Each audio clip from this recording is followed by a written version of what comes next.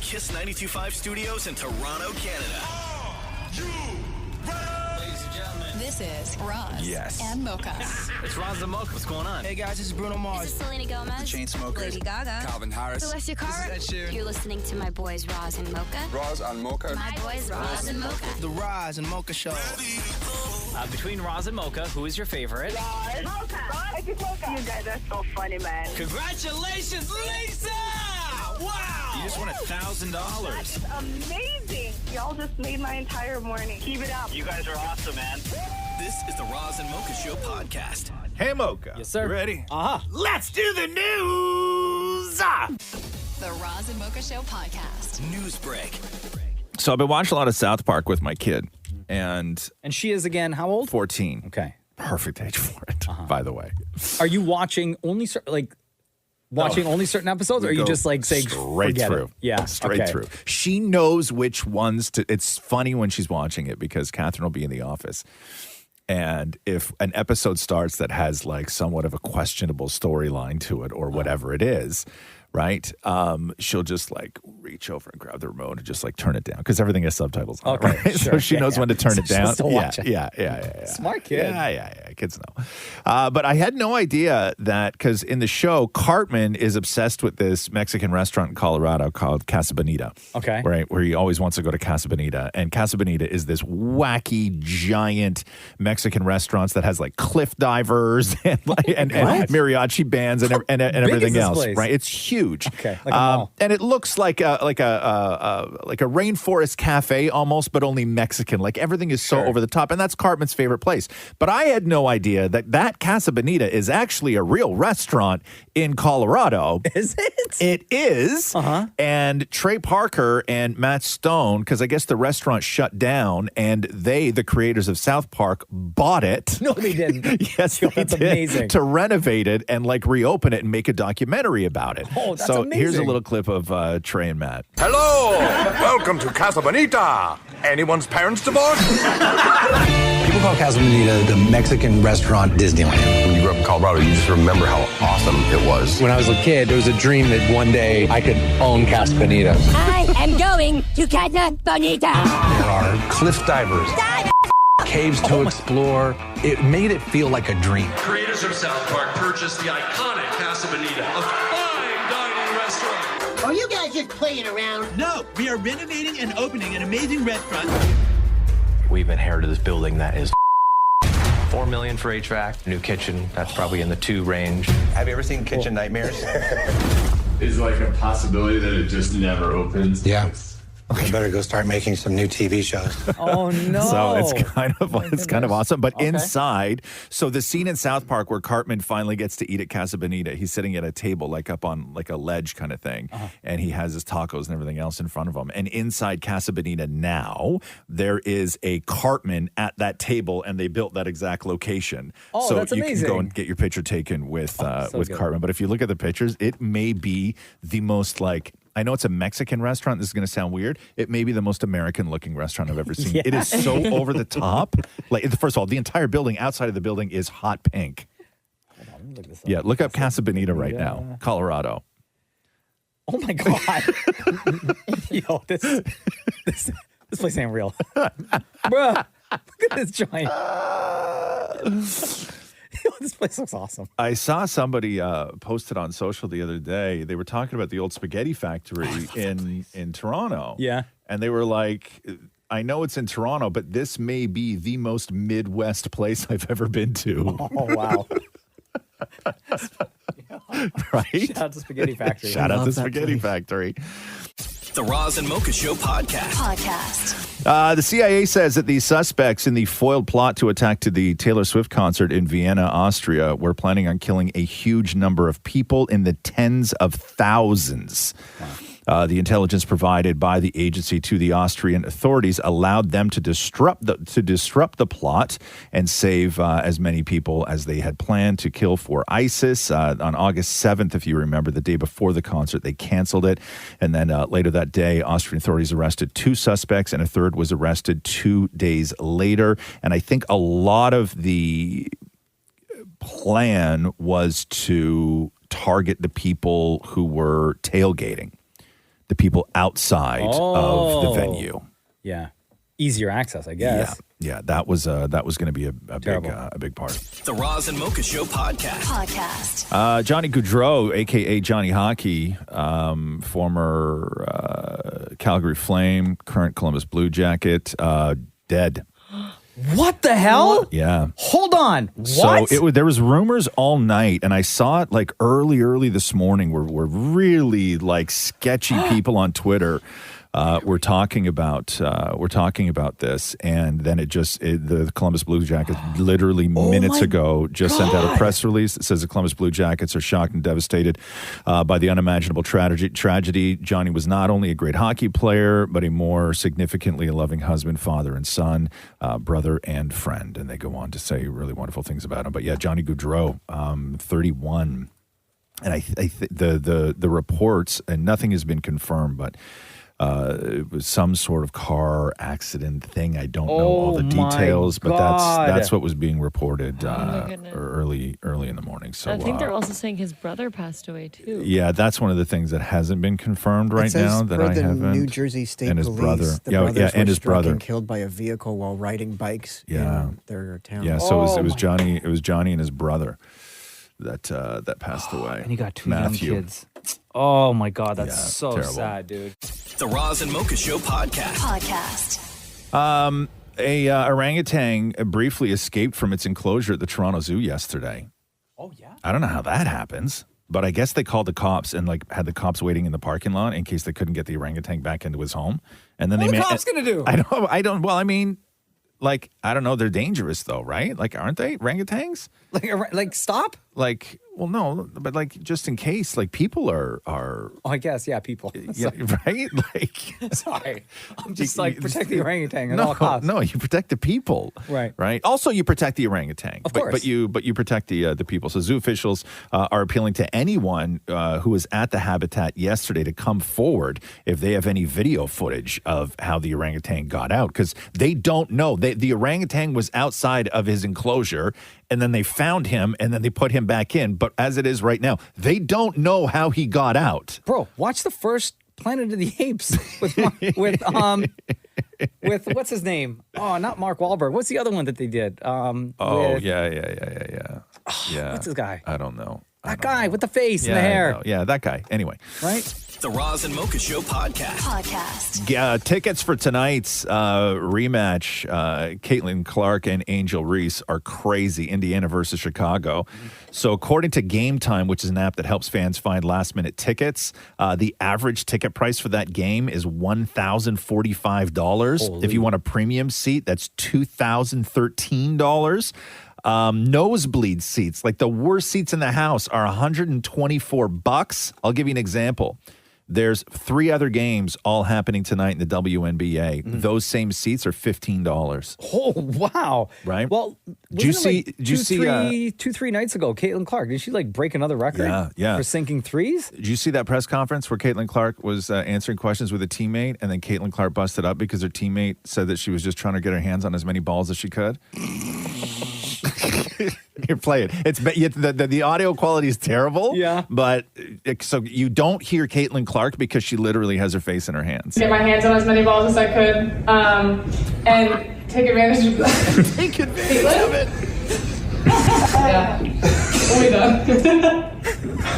Oh, Lex. Dying. Yeah, she can't contain herself. These nuts.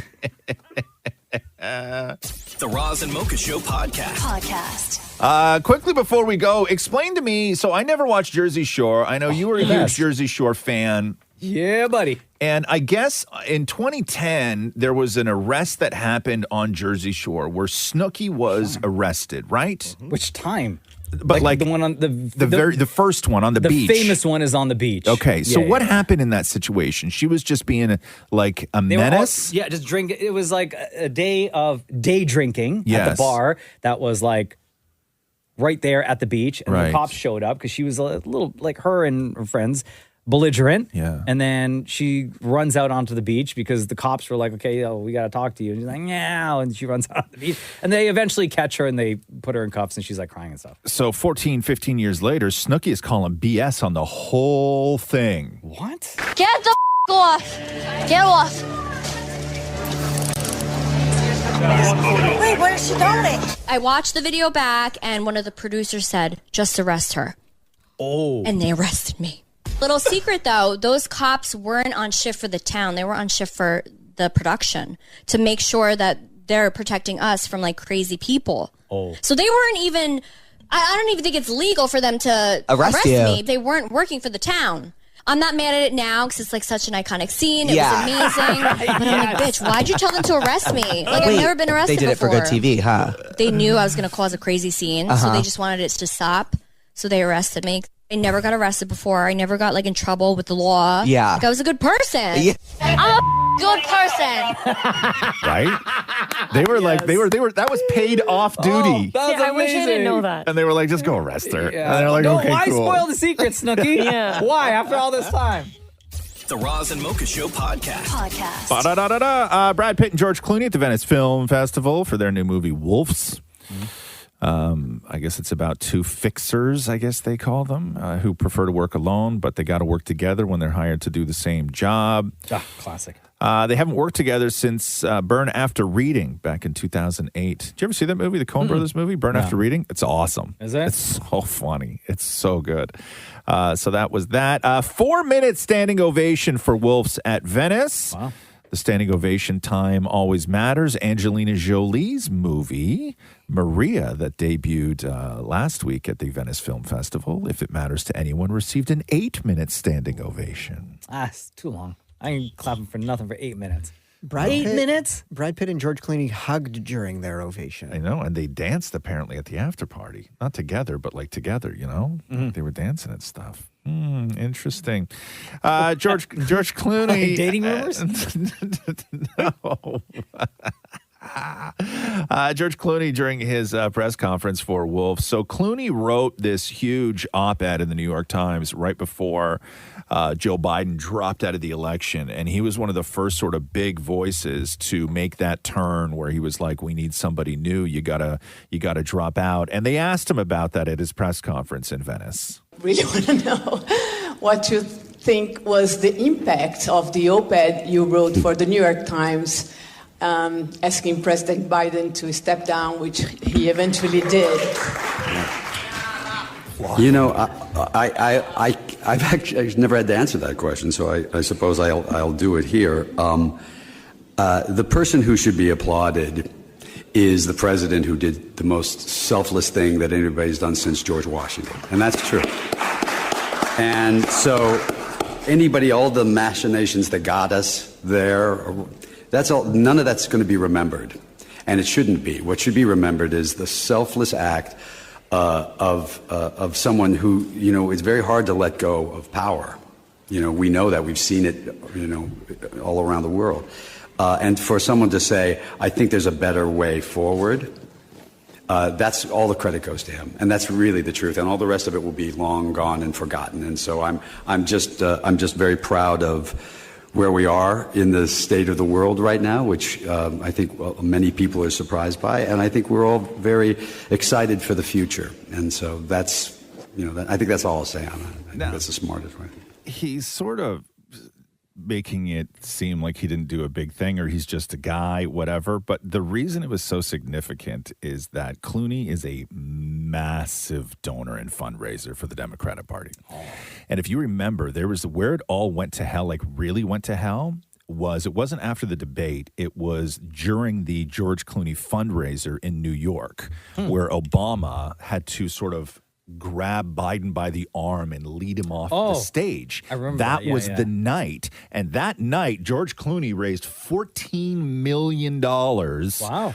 For the Democrats, and Clooney spent a significant amount of time with Joe Biden, and it was immediately after that he wrote that thing in the New York Times. So it's not as insignificant as George Clooney may have you. No. He's like, yo, dog, you playing with my money now, right? Right? That's 14 mil. Yeah. It's a lot of money. The Roz and Mocha Show podcast. Adele taking an indefinite and what seems like, from what she says here, very long break from performing after she wraps up her residency in November in Las Vegas. Here's Adele. Thank you so much for coming. I'm not the most comfortable performer, I know that, but I am very good at it. And I have really enjoyed performing for nearly 3 years now, which is the longest I've ever done. Wow, probably 3 the longest years. I will ever do. And I have 10 shows left after this. But after that, I will not see you for an incredibly long time, and I will hold you dear in my heart for that whole next of my break. And I will fantasize about these shows and any shows that I've done over the last 3 years. And I really, really hold them in the bottom of my heart forever. It has been amazing. I just need a rest. And I have spent the last 7 years building a new life for myself. And I want to live it now. I want to live my new life that I've been building. And I will miss you terribly. And I will see some of you, I'm sure some of you will end up being in Vegas. I wouldn't put it past you. But I will remember these shows for eternity. They have been spectacular people. Wow. She deserves the break, though. So when I believe her too. Like That's when a Adele tough says run. that she's going to disappear for a while. Yeah. I believe that Adele's going to disappear for a while. Gone. yeah. Right? Oh, yeah. The Roz and Mocha Show podcast. Maura, you're wearing a J'adore Dior 8 shirt today. Yes, I am. What is that significance of that? From Sex and the City. Carrie Bradshaw wore this, so I wanted the same shirt. Okay, is this the same thing that Rihanna's hawking right now? It is, coincidentally. So Rihanna stars in the new J'adore Dior commercial. Mm-hmm. What do you look like that for, Mocha? Nothing. Why? Say what you got to say. Just say what's on your I'm mind. not going to say it. No, just say it. what's on your mind. No, like, that's a fake shirt that Maury's rocking, though, still. So? What do you mean it's a fake shirt? All shirts are fake. What do you mean all not shirts are that one, fake? though. Did you make it? Yeah. Because when I went to New York, I wanted to wear the same shirt as Carrie Bradshaw, so I had. Oh, so it's it not like made. the official J'adore Dior. No, they don't 8 make shirt. that in men's. Oh, well, you could fit it. Come on. You could just get, a woman's shirt. Yeah, or make my own. Like, if I was J'adore Dior, I'd be... I know, but you might get sued. Yeah, I'd be having... My lawyer's You're knocking selling on your fake Dior. merch. Not only you're making fake merch. Uh-huh. Yeah. Anyway, here's Rihanna for J'adore Dior. And you got me like Yo, wicked tune. Oh, my God. Your dreams. Make them real. J'adore Dior. Man, it's a good day for Dior. You wake up, you got Rihanna, you got Carrie Bradshaw, and you got Damn It Maury on your side, right? It's going to be a good day. J'adore Dior. Again, them lawyers at the Dior waiting for you, dog. The Roz and Mocha Show podcast. I got to play you some of this. I'm going to play this off my computer here because it's such a great clip. I'm not going to play the whole thing, but those 2 astronauts that are stuck in space, and what people are not talking about them enough, I feel. So Butch Wilmore is one of the 2 NASA astronauts who's up at the space station, and because of technical difficulties with Starliner, they can't get home. And then he made a call back to NASA over the weekend because the Starliner ship that is docked to them started sending weird, like, Morse code messages. The empty ship started sending weird Morse code messages to the 2 astronauts that are alone up there in space. So here, let me play you some of their conversation, okay? Okay, go. A question about Starliner. Houston's with you, Butch. Go ahead. There's a strange noise coming through the speaker, and I didn't know if you could connect into the Starliner and let me keep mic and let you hear it. I don't know what's making it, but I don't know if there's something that maybe is connected between here and there, making that happen. But anyway, can you do that? We can configure that, Butch. Give us a minute, and I'll call you back when it's ready. Okay. Just wait. Station Houston on 2. We're configured for audio via hardline and CST. If you want to give us a call. Okay, I'm in Starliner, and how do you read? 5x5. How me? Okay, I'm gonna keep the mic up next to the speaker. So he's going to put the microphone up to the speaker, right? So you can't hear it Negative, yet. Butch. We did not hear anything. They're not hearing anything. Then he tries again. No. All right, Butch, that one came through. It was kind of like a pulsing noise, almost like a sonar ping. Yeah, I'll do it one more time, and I'll let y'all scratch your heads and see if you can figure out what's going on. Here we go. No. Yo, get me out of space. That's aliens. Thank you. Okay, so NASA says No, those are aliens trying to eat them. Yeah, thank you. So they say the speaker feedback that Butch reported has no technical impact to the crew, Starliner, or its operations. NASA attributed the noise to, quote, audio configuration between the space station and Starliner. The space station audio system is complex, they say, allowing multiple spacecrafts modules to be interconnected. And it's common to experience noise and feedback. The guy was like, yo, that sounds like Morse code in the video. Yeah. I don't know anything about Morse code. Those aliens. But thank you. They're like, yo, we coming for your ass. Yes. Wait, I wonder if we play it back, we can try and decode it. They're still in space, these guys. Yeah. Can you imagine you look out the window and it's like, no, hey, how could you y'all doing? imagine you go to space and you're stuck and they won't come get you? Because they know something is up there. Right. And they're like, yo, you all are the guinea pigs. Thank you. The Roz and Mocha Show podcast. Hey, kids are back at school today. The new cell phone ban is in effect. Kids from kindy to grade 6 cannot use their phones at all during the day. This includes lunch. Those in grades 7 to 12 can't use them in class, but I guess you can use them at lunch. Devices must be off and out of view. And then if you're caught with it, I guess it's then up to the teachers, which I don't understand why they would have to hang on to a $2,000 phone in their desk. And then if it gets ruined or broken, it's their fault.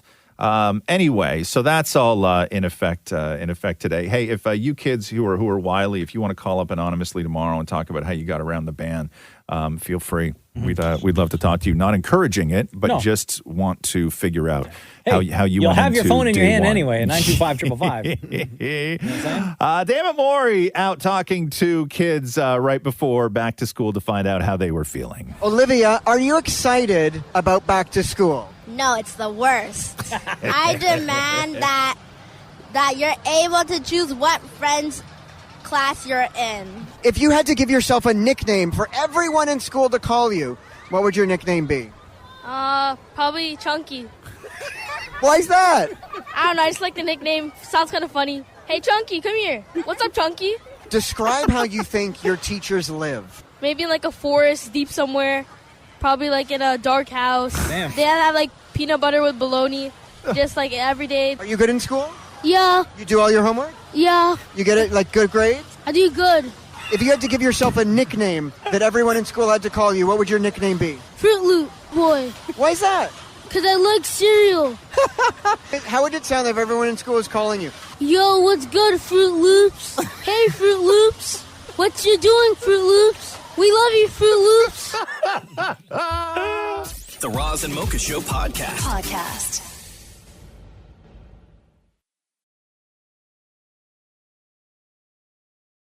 Toronto Maple Leaf former captain, I guess, John Tavares, is taking the Canada Revenue Agency to court. So back in 2018, when Tavares signed his 7-year, $77 million contract with the Leafs, he received a $15.3 million signing bonus. Now, Tavares' lawyers argue that under the Canada-U.S. tax treaty, he should only be taxed at 15% on the signing bonus because during that first year, he wasn't actually a resident of Canada. He was still residing permanently in New York before officially making the switch. However, CRA argues that the signing bonus is not a bonus at all and should be considered regular income, meaning that it would be taxed at more than 50%. The CRA claims that because the signing bonus has certain conditions attached to it, it is not actually a bonus. So why is he suing them? Well, because Canada Revenue Agency is saying that he owes them more than $8 million plus taxes and interest U.S. Good luck getting that cash, bro. Bro. 8 milli? That's a lot. Yeah. I'd sue him too. How much was the signing bonus? 15.3. And he got taxed all Yo, that. all 5 of us need to send this article to our boss, Alex. Okay. We'd get like $5. He won't let me expense Maybe an a Tim's Uber. card. I'm just saying, all 5 of us need to bombard him. I don't think Alex is the one that you need to send No. it to. Yo, my man. Look at Poor this. guy wouldn't know what to Look do. at what this guy did. And he got captain for 1 year. How long we been here? 15? Now, if he does need money, he could go to Edmonton and talk to Leon Drysdale.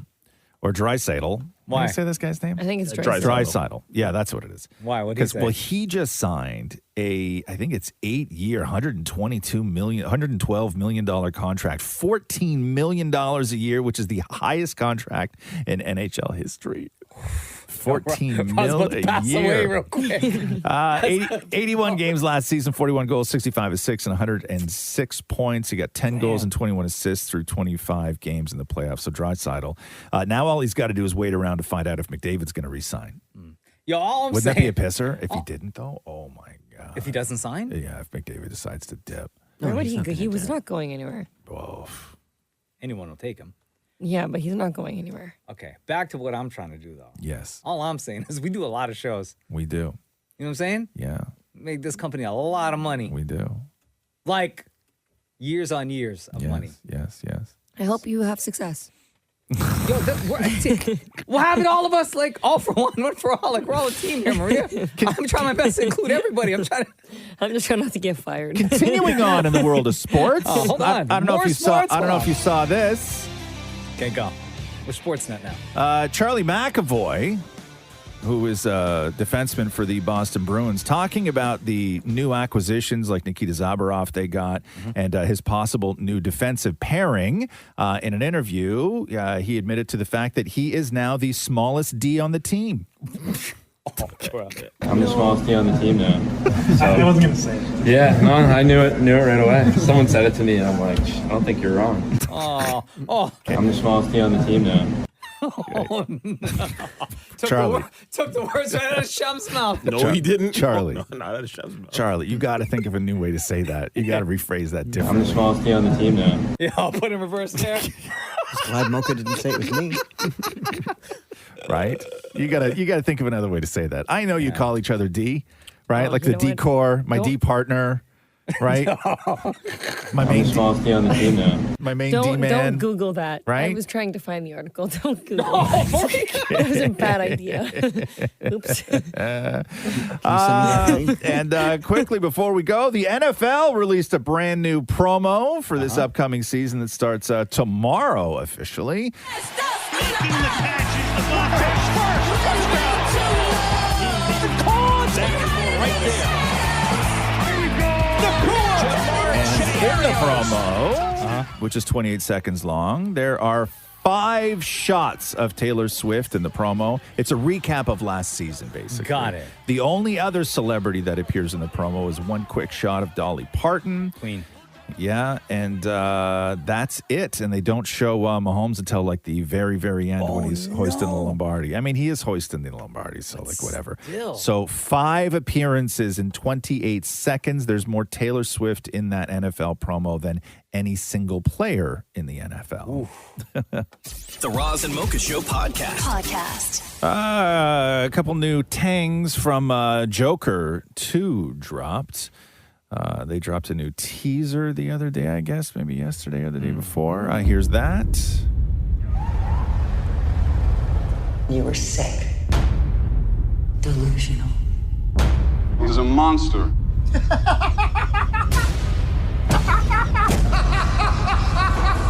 This is a very disturbed individual. He's not sick. He's perfect. You're Joker. Man, I cannot wait for this movie. And they released a sort of longer scene with Lady Gaga's Harley Quinn and Joker, where I guess she meets him. She's having a conversation about how she watched. Remember that scene in the first Joker where he goes on that talk show and shoots De Niro in the head? Sure. She's talking about watching that, I guess, at home when Joker was doing all that. When I first saw Joker, when I saw you and Murray Franklin, the whole time I was watching, I kept thinking, I hope this guy blows his brains out. Damn, man. And then you did. Spoiler alert. And for once in my life, I didn't feel so alone anymore. Well. Forget your troubles, come on, get happy.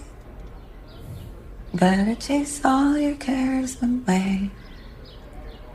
Sing hallelujah, come on, get happy. ready for the judgment. Man, this movie's going to be so good. It's going to be good. And I guess she also teased that new single for her 7th album will be out next month as well. So it's going to be a huge October for Lady Gaga. The Roz and Mocha Show podcast. Oh, Nick Cannon was on the We Playing Spades podcast. Don't tell me he's having the next kid. No, not at all. So that's his, I guess, one of his new shows. And his co-host Courtney B was there. And then one of the special guests was an influencer named Raymonte, I guess. That's how you say his name, Raymonte. Okay. And the topic of BBLs came up. Brazilian butt lifts came up. Because, Nick should know a little something about ass, right? Of course. You know? Like... Yeah, that's interesting. All right, I'm gonna keep my thoughts to myself. Go ahead. Wait, before you do, let me ask you a question. So they be saying, like, men be saying BBLs are softer, BBLs are hard. Just see, we was gonna get into Do they it. be feeling hard? They feel like basketballs. Really?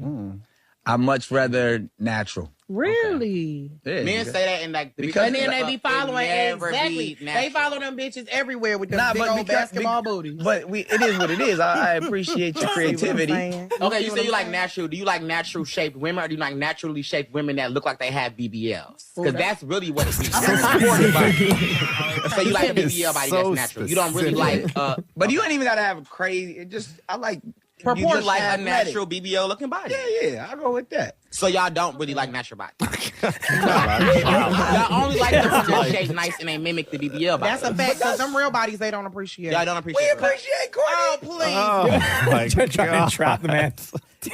So wait, so what you're saying is you actually really do like BBLs, but you... What's the national? I'm going to start listening. My God, that poor guy, eh? Yeah, he shouldn't have opened his mouth. Nick Cannon show? It's called We Playing Spades is what it's called. They sit around, play a card game, and then they just ask each other like these crazy questions, I guess. I don't know. I love it.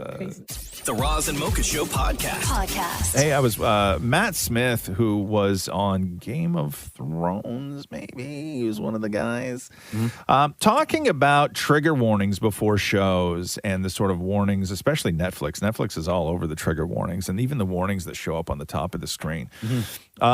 He says how it takes away from the experience. So he goes, it's okay to feel uncomfortable or provoked while looking at a painting or watching a play, but I worry everything's being dialed and dumbed down. We're telling audiences that they're going to be scared before they've actually watched something. Too much policing of stories and being afraid to bring them out because a climate is in a certain way is a shame. I'm not sure I'm on board with trigger warnings. Even the warnings on the top screen, I find, go too far. You know when you see the title of the thing? Yeah. And then sometimes you get a 5-star movie where it's like sex, violence, drugs, smoking. Yeah. Fear, right? Like horror, right? Terror, right? Like yes, I know. That's why I'm here. I want all that.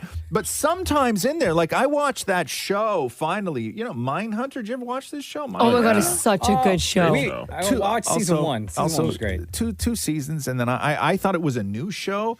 So I got to the end and I'm like, I'm Googling when's season 3 going to drop. They never- And there's no season 3. No, I think they ran out of budget or something Yeah. like that, which is really sad because it's such a good show. Great show. So, but they have all the different warnings on the top, right? But the thing I don't like about a show like that is the warnings change per episode. I think that if the warnings are going to be there, it should be for the season as a whole, because in one of the episodes, it said suicide, right? Where I'm like, okay, well, now I know what's going to happen. Oh, okay, yeah. Oh, so you want like a general kind of description of the entire season? Yes, like I Here's think everything if we're gonna all of cover those off. things happen in a season, then it should be there. But when they change episode to episode to episode, you get spoilers. Like it's literally a spoiler. It's the To be same thing honest, with trigger warnings. I think they really started doing that when 13 Reasons Why came out. Yeah, On Netflix specifically, because that was Yeah. a very intense show. And then they started putting like, it wasn't even just on the top, it was a full It was a like full thing at the 30-second beginning. thing at the beginning where it was like, by the way, they caught a lot of heat for and that show. since then what Roz is saying is that they have him on each episode at the top now. Yeah. But for, it's not show specific, it's episode Yeah. specific, right? And that's the problem. And they did it with the baby reindeer. They had those big warnings at the beginning, but only on certain episodes. And I'm like, it's a spoiler. Like I get that people are going to be triggered, but listen, you're watching Netflix, right? Research a show. If you're sensitive to this kind of thing, you shouldn't be watching Mindhunter. right? Just Also, come out with the season 3. I'm just saying. Just don't watch Mindhunter. So just watch The Office, But guys. anyway, just watch The Office, right? The only trigger warning on there Yeah, is that but- maybe too much parkour. Well, no, but like, what if you're watching The Office and you're really traumatized because a coworker took a dookie on your office floor, right? Morning feces. Walks in and spills chili all over the floor. Yeah, what if that's your sensitivity, right? The Roz and Mocha Show podcast. So Travis Kelce's lawyers and entire team have sprung into action over the claim of a leaked document that revealed the details, including the breakup date between he and Taylor Swift. Hold on, what? So That's not real. his reps are denying it. So there's a PR company called Full Scope based out of Los Angeles. And documents were posted online on their letterhead that broke down the details of their relationship and talking about how the end date is September 28th. And it also outlines the supposed plan on how to release the official statement when it's over. Letting the post-breakup statement happen a few days after the initial announcement to let the media frenzy settle to ensure clarity. However, a spokesperson for Full Scope insisted that they were, quote, entirely false and fabricated and were not created, issued, or authorized by that agency. I've seen the documents. And Fake, right? Anybody who has ever seen an actual legal document, it does not look like that. It looks like almost like a high school project or somebody's resume, or like it does not look, even the formatting of it does not look like any sort of legal document. Like now, the 28th is a Saturday. Yes. The Chiefs, NFL kicks off their season tomorrow. Right. Right? Now, including the Chiefs. We all know, though, that made up and fake relationships are a thing in Hollywood, right? And in show business. So a very well-known publicist named Jack Katosian, he's admitted to actually setting up romances between different clients that have been completely staged to help one person's career or both of their careers, or to get over a scandal, or to get over a series of flops, whether it be in music or Hollywood, whatever it is. And he said that it's not uncommon for this to actually happen. I remember Steve-O from Jackass did a whole thing on this when he was with Nicole Richie, where it was completely manufactured and set up. And he's talked all about it, talked all about the contract, talked all about everything else. So this guy, Jack Katosian, he's such an expert in this that he actually wrote a book based on fake Hollywood romances. Jack Katosian, by the way, Travis Kelce's publicist. Just saying. Oh, wow. Just saying. However, the documents look fake as hell. There's no possible way that those things are real. The Roz and Mocha Show podcast. Katy Perry is on Call Her Daddy, the podcast, coming out soon, or maybe it's out already. I don't know. But they released a big clip of it. Katy talking a lot about how she grew up in a very strict Christian household. Also, how she rewards her man for cleaning the kitchen. Here's Katy Perry. Katy Perry, welcome to Call Her Daddy. Thank you. Did you ever go through a rebellious phase? I'm still in it, baby. I wasn't allowed to trick or treat. I wasn't allowed to eat Lucky Charms because luck is derivative from Lucifer. How was sex and relationships described to you growing up? Wasn't really allowed to even acknowledge the opposite sex. I didn't even know how to use a tampon. I was like, do I have 8 holes? So I'm like on swim team, still wearing a pad. The girls are like, girl, that's why you're last.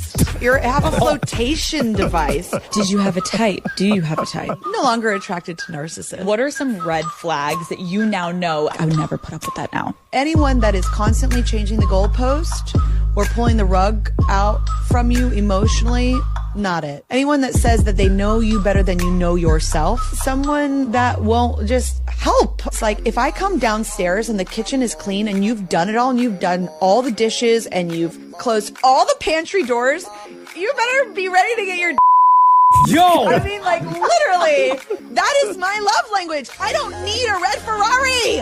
I can buy a red Ferrari. Just do the dishes. I will Damn! That easy. Katy Perry. Wow. Yeah. Anyway, guys, I love that podcast. Big up Alex Cooper. The Roz and Mocha Show podcast.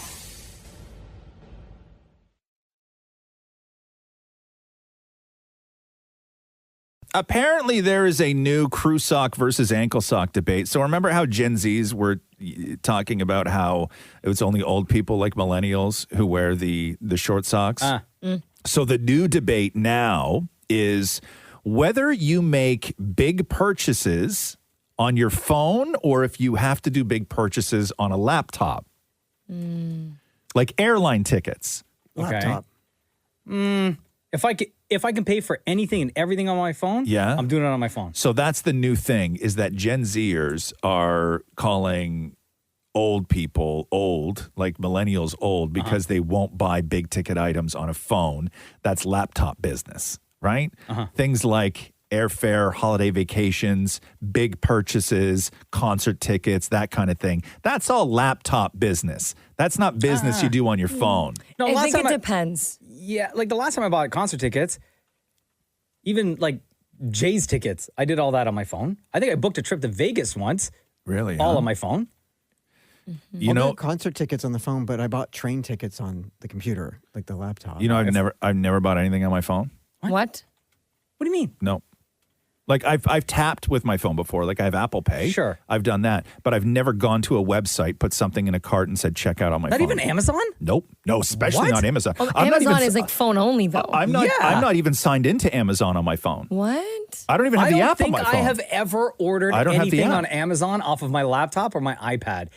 100% of my purchases on Amazon are Right. all on my phone. If I'm Amazoning, right, I'm only laptop. I'm on the couch. It's on my like it's on me. I open it. I can scroll. Bro, the POV I on that go, must be like mad different. Oh, I go and I read all the reviews and descriptions, and I look at all the pictures. You read the reviews, but you never leave one.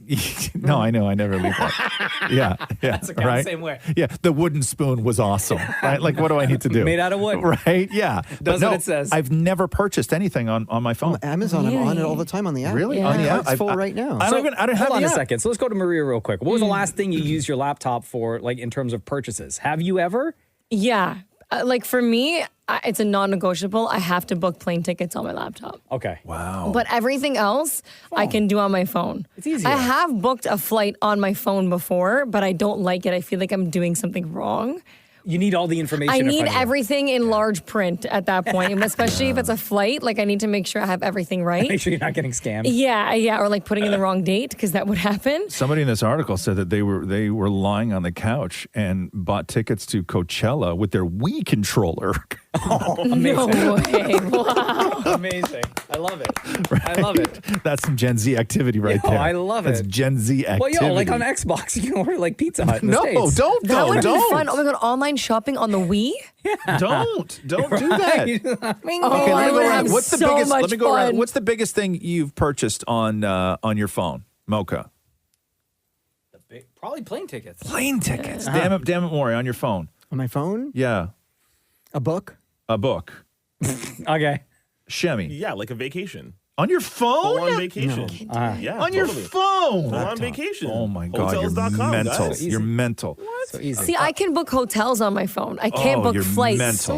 on my Mental. phone. Yeah, it's weird. It's like plane tickets. I have to make sure it's on the That laptop. is sit down, crack the knuckles, get a drink kind of business. Damn, That is not sit on your phone business. I just bought Metamucil on my phone. Like literally. Is that what you do during the show? You got to go though, right? I guess. The Roz and Mocha Show podcast. But this morning in Ontario, gas stations and convenience stores in the province will be allowed to start selling alcohol. That starts at 7 a.m. Hey! Do you know what kind?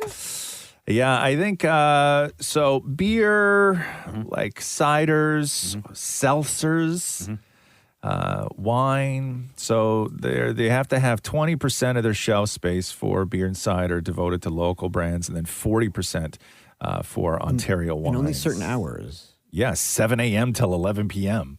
That's long. Oh, that's all the hours. That's beautiful. Yeah, It's amazing. Yeah, 7 a.m. until 11 p.m. I'm down. Yeah, I know. So you can buy booze before you can actually drink it 7 at a bar. a.m. until 11 a.m. I wonder if they have the ones I like. Yeah. What do you like? I've been drinking the Founders Tequila Palomas recently. Oh, those are great. Those are absolutely amazing. And they're dangerous. They are dangerous. You gotta have a couple of those. You're gonna be dancing in the streets. Yeah. You should try Vizzy.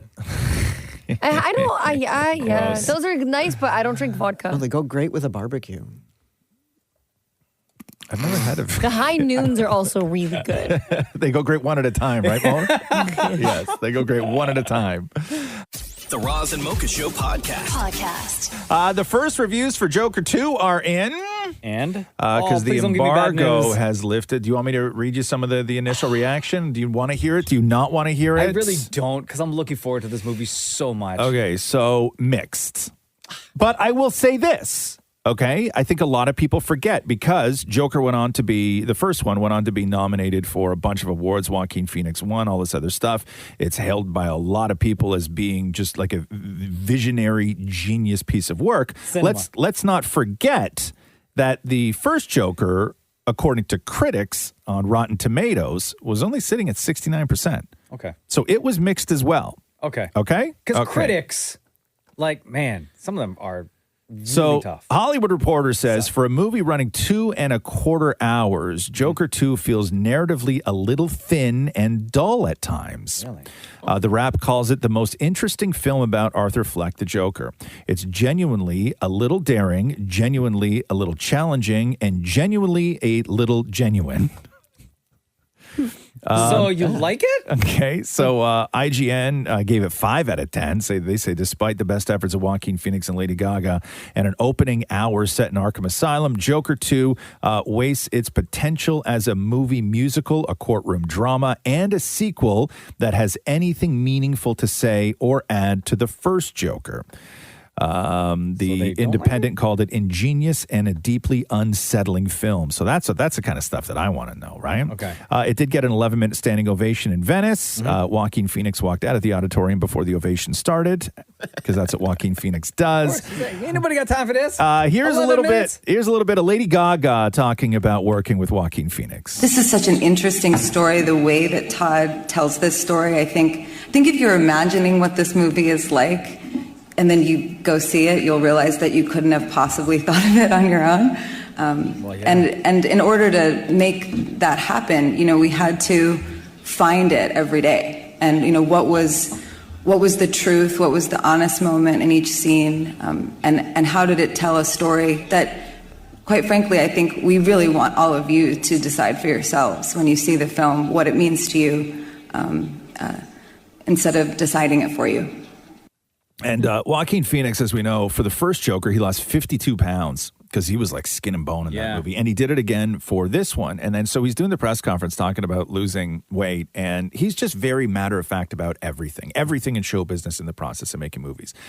And then it gets awkward because I guess he wants to include Lady Gaga in this and then starts talking about the amount of weight Lady Gaga lost as well. So meaning like she needed to, I don't know, but you can feel the awkwardness in the room and then somebody come in to try and sort of save Lady Gaga a little bit. This time it felt a bit more complicated just because there was so much dance rehearsal that we were doing, which I didn't have last time.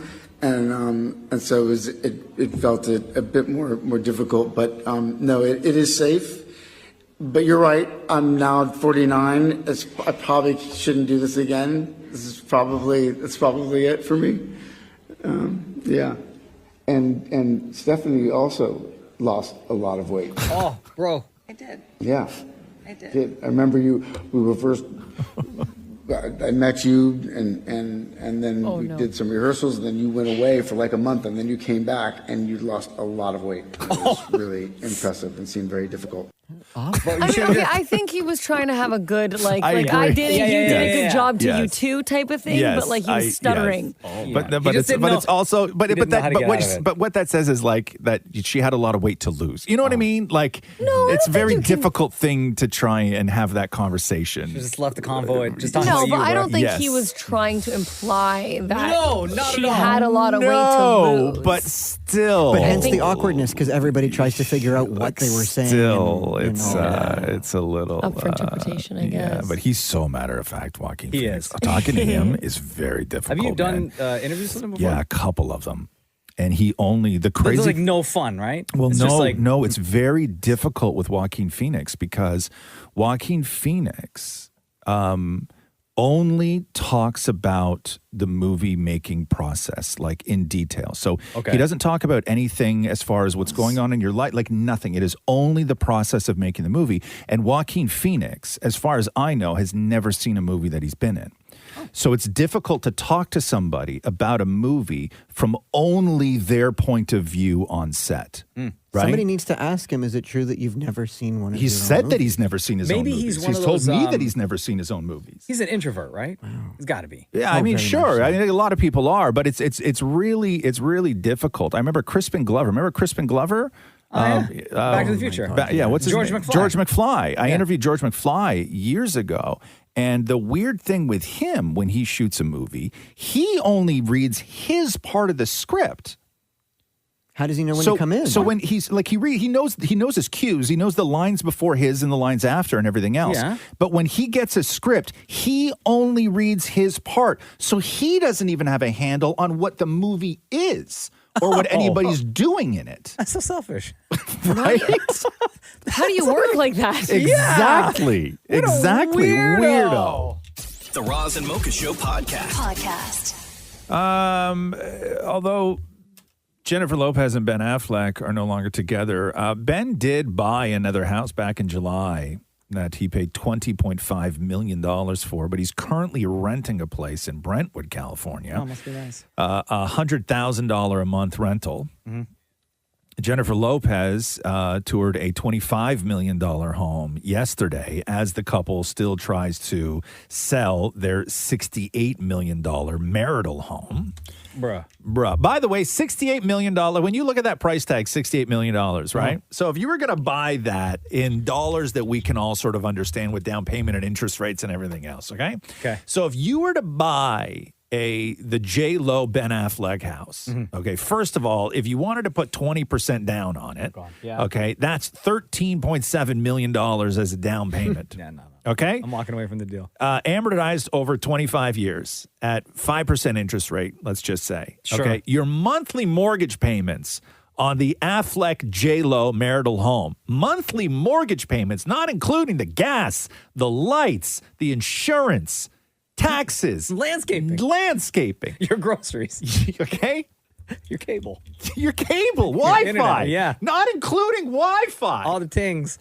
Your monthly mortgage payment, just on principal, is $322,000 a month. That ain't happening. No. Sorry, keep the house. $322,000 a month, and they had no problem with that. They had no problem with Jesus Christ of Nazareth! Thank you. The Roz and Mocha Show podcast. Only Murders in the Building renewed for season 5. Have you started watching season 4 yet? Yes. Yeah. It's all right. I thought they were going to drop. No, like, they don't. A couple of episodes. One. Week 1. Yeah. So we're at 2 episodes now, I think. I thought the whole thing was supposed to happen in Los Angeles, but they were in LA real quick and then they went back to New York. Spoiler alert, I haven't watched episode 2 yet. Oh, whatever. You son of a... Why would you do that? Well, now you know. Yeah. They promoted the whole thing as like it moves to Los Angeles. Maybe they go back. I don't know if they go back. Damn it. Next time you should just say, yo, because you know I watch the show and I love it. I didn't spoil anything. You just not a did. Spoiler. Location? Yes. No. 100% a spoiler. It's really not. Come on. You're such a huge fan. You should have seen episode 2 when it dropped. Just saying. The Roz and Mocha Show podcast. Shem, explain to white people what code switching is. Well, code switching is essentially when you may change your language or your dialect depending on the person or the situation that you're in. Obama used to do this all the time. Yeah, Oprah I does do this all the time. I do it. You do this, totally. right? Yeah. It's when like Key and Peele did the whole sketch with Obama with the shaking hands. Yes. Right? Yes. Shakes hands with the black guys one way. Yes. How do you do, sir? Shakes hands with the white guys a different way. Totally. Right? Yeah. That's what we're talking about with code switching. And a lot of white people aren't understanding that because Kamala Harris over the weekend, and this is just like so great. Kamala Harris over the weekend, Labor Day weekend, she does 2 events same day, back to back. One in Pittsburgh, one in Detroit. And why this is so key is that she pretty much gave the same speech at both events, right? Okay, so here's Kamala Harris talking to union members in Pittsburgh. Thank unions for sick leave. Thank unions for paid family leave. Thank unions for your vacation time. Now, here's Kamala Harris in Detroit. You better thank a union member. Oh, wow. For the 5-day work week. You better thank a union member for sick leave. You better thank a union member for paid leave. You better thank a union member for vacation time. Well, that's a lady who knows her audience right there. Let's go back to Pittsburgh one more time. Thank unions for sick leave. Thank unions for paid family leave. Thank unions for your vacation time. All right, let's head back to Detroit. You better thank a union member. I love it. She knows her audience. Exactly. Like you've never seen any famous black person in front of a different like Oprah did this for 30 years on television. It's very, very common. You should see Guyanese people when they talk to Guyanese people or Really? non-Guyanese Yeah? people. 'Cause the accent, I guess, The right? accent. Yes. Listen, my dad could be like, hello, Shamroy, and then he talks to his friend, hey, bye, what's going on? Happens all the time. Big chop come in the place. Anyway, I got to play this. Oh, my God. And Peter Ducey of Fox News was one of the most confused white people out of all the confused white people. So this is Peter Ducey of Fox News talking to Karine Jean-Pierre, the press secretary. A different topic. Since when does the vice president have what sounds like a southern accent? I have no idea what you're talking about. Yeah. Well, I mean, this is. she was talking about unions in Detroit using one tone of voice. Is this something that you Same think? line. Okay, Peter. That let's- she used the same line in Pittsburgh, and it sounded like she at least had some kind of a southern drawl. I mean, What? do you hear the question that you're? I mean, do you think Americans seriously think that this is an important question? They care. You know what they care about? They care about the economy. Sure. They care about lowering costs. What They else? care about health care. Yes, they do. That's what Americans care about. Yeah, Peter. So- That's what they okay, want to well, hear. this is They something- care about. Your colleague just asked me about what basically we talked Democracy. about, went back and forth about democracy and freedom. That's what they care I about. I'm agree. not even going to entertain, Don't entertain. some question about the pres. It's just hearing it sounds so ridiculous. Well, but hearing it is The question I'm talking about, the questions is just insane. is that how she talks in meetings? here? I'm just Peter. We're moving on. We're still moving on. Yeah, damn you, Peter. You better thank a union member. She came here. Come on. She was like, oh, I'm going union. Big up all the union, them. You better thank a union member. The Roz and Mocha Show podcast. Do we have time quickly to do Post Malone? Of course. I always have time for Post Malone. Post Malone talking to Theo Vaughn on the podcast. And apparently Post Malone did another song with Morgan Wallen. Now, what happens to that song? Who knows? We cut another song too. I think I remember doing a verse. It's one of those long nights, but that song's awesome too. I don't know if he's going to do anything with it, but the song, I remember it being awesome. Also, I was having a lot of fun.